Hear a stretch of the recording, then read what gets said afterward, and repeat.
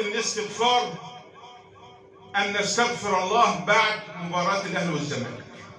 يا خبر أبيض، دخلنا. لا يا عم، والله يا إخوانا، ده إحنا المفروض نعمل حجة بعد كل مباراة للأهلي والزمالك.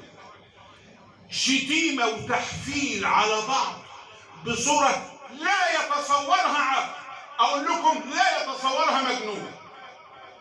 يا عمي أنت مش رياضي يا عمي. في فرق بين يعني على فكرة في فرق بين اللاعب لما يلعب عشان جسمه والبتاع مش عارف ايه، ماشي له شوكة النويل، لكن اللي سالف فلوس التذكرة بتاع الماتش ده، ويجي وتشوفوا البتاع ومش عارف ايه وكلام وبالأم بالله عليكم دي أمة محمد صلى الله عليه وسلم. ما فيش واحد يقول لي ما انت كنت مش عارف ايه وانت بتشجع. يا عم كنت بشجع. انا عن نفسي زي الشعراوي كده. الشعراوي كان بيدخن حلو كده، قعد مده يدخن، وبعدين قال فلما تيقنت انه من الامراض المتلصصه سبت التدخين.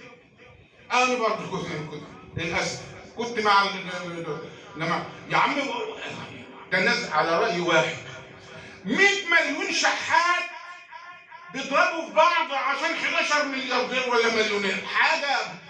كان الشعراوي يقول بالله عليكم يا عقل.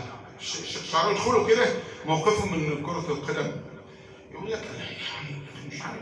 على فكرة في ناس شغالة لتنويم الأمة بهذا الأمر.